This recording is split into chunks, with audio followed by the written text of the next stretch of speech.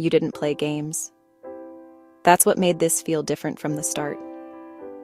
You weren't trying to calculate your responses.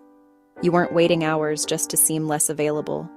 You weren't pretending not to care just to keep control of the situation. You were real.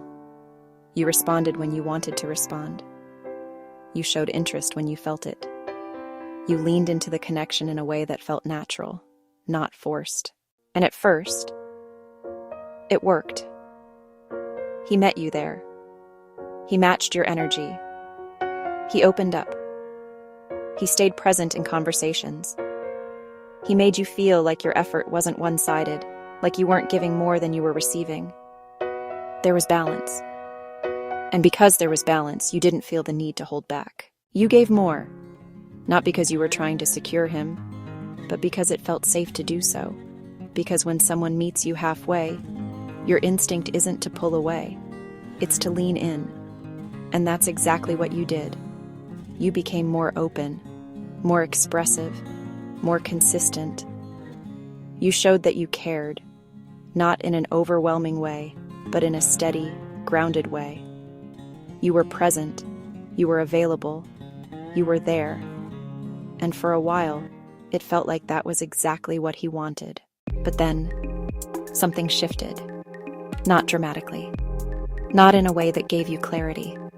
Just enough for you to feel it. His responses became slightly slower. His energy became slightly lower. The way he engaged started to feel less intentional. He didn't disappear. He didn't reject you. He just pulled back. And that's where everything starts to feel confusing. Because the same energy that seemed to bring him closer in the beginning now feels like it's pushing him away. So your mind tries to make sense of it. Was I too available? Did I show too much?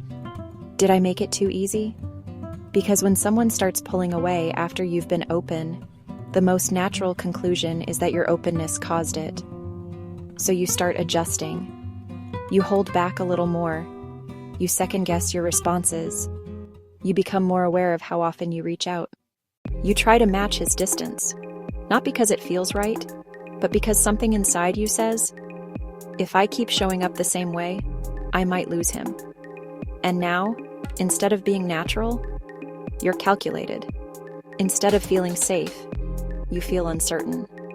Instead of being yourself, you're trying to become someone who won't push him away. And that shift inside you is what makes it even heavier. Because now it's not just about him pulling back. It's about you losing your sense of ease in the process. And the question keeps looping in your mind. How can caring be the thing that creates distance? The answer isn't as simple as you did too much. Because care in itself is not the problem. The problem is what that care activates in someone who isn't fully comfortable receiving it. For some men, emotional consistency doesn't feel grounding. It feels exposing. Because when someone shows up for them in a steady, genuine way, it removes the space they usually rely on to stay in control. There's no guessing, no distance, no emotional buffer.